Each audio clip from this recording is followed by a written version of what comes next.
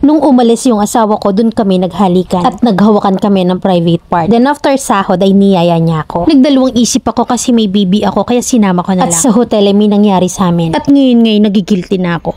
23 years old ako at meron akong isang anak at may asawang responsable at mapagmahal. Masipag siyang magtrabaho at okay naman yung pagsasama namin. Dahil kapag ayaw ko ay hindi niya gagawin. Tuwing day off niya ay siya yung naglalaban ng mga damit namin dahil buhay prinsesa ako. Hanggang sa nabinyagan yung anak namin at nakilala ko yung katrabaho niya. Nakinuha niya yon bilang ninong ng anak namin. Mabait siya at sobrang gwapo at first meet ko pa lang sa kanya ay parang may something na. Hanggang sa inad niya ako sa Facebook at inaccept ko naman. Lagi siyang pumupunta sa bahay at sa tuwing pagkatapos ng trabaho ay nagiinom. Nung nag-aalisa na sila ay pinachat sa akin ng asawa ko na kung nakarating na daw ba sila dahil malayo ang bahay nila sa amin. At doon na nagsimula ang lahat at doon na nagbago ang lahat. Lagi ko na siyang kinakausap sa tuwing magkaaway kami ng asawa ko. Na sa kanya ako nagsusumbong at sa kanya rin ako nagpapa-comfort. Hanggang sa nahulog na ang loob ko sa kanya. Dumating sa punto na lagi kami nag-aaway ng asawa ko sa walang kwentang dahilan at pinalayas ko siya. Pero ang nasa isip ko noon kapag wala siya malaya akong makakausap yung kumpare ko. Lumayas yung asawa ko at nagpunta sa kumpare niya at nakipag-inuman. Hinayaan ko lang kasi that time may masakit ang loob ko dahil pinagbuhatan niya ako ng kamay. Lumipas ang mga araw na naging okay kami ng asawa ko dahil nagsorry naman siya at pinatawad ko rin. Nag-birthday siya at inimbita niya yung mga katrabaho niya dito. Dito na dumating yung time na nagkaaminan kami ng kumpare ko. Kung mag-uwian na, chinat ko siya na mag-ingat sa biyahe at i-chat niya ako kapag nakauwi na siya. Hanggang sa umamin ako sa kanya na matagal nang nahulog ang loob ko sa kanya. Hindi ako makapaniwala sa sagot niya na gustong gusto niya rin daw ako. Pero may asawa raw ako at ang masaklap ay matalik na kaibigan siya ng asawa ko. Mula nang nagkaaminan kami ng kumpare ko ay lagi na kami nag-uusap at dumating sa punto na nagpapalitan na kami ng nude photos. Masaya ako sa ginagawa ko dahil iba yung nararamdaman ko sa kanya. Lagi kaming pumupunta sa kanila pag day off ng asawa ko at nagiinuman kami. Hanggang sa kaming dalawa na lang yung tao sa kwarto dahil umalis yung asawa ko at sinundo yung isa nilang kaibigan. Naghalikan kami ng kumpare ko at naghawakan kami ng private part. Lumipas sa mga araw at buwan na nagseset kami na magkikita pero hindi yun natutuloy. Hanggang sa nagaya na siya na kami ay magkita dahil bagong sahod. Ang schedule ng asawa ko ay night shift at ang kumpare ko naman ay day off. Excited na excited kami dahil after 1 year ng pag-uusap namin, ngayon lang kami magkikita na kami lang dalawa. Kaso nagdadalawang isip ako noon dahil may toddler ako at hindi ko to maiiwan. Sinama ko yung anak ko at nakipagkita ako sa kumpare ko at saktong malakas ang ulan. Basa kami dahil nakasingle motor lang naman kami. Hanggang sa nasa hotel na kami ay doon na may nangyari sa amin. Pag-uwi ng asawa ko nagigilty ako na bakit ko nagawa yon. At mula nang may nangyari sa amin ay madalang na akong i-chat ng kumpare ko. Palaging ako na lang yung nag-chat sa kanya. Hihingi sana ako ng advice, Mami Len, dahil mahal ko yung asawa ko pero masaya ako sa kumpare ko na kahit na nga alam kong mali. Letter sender, Lovely.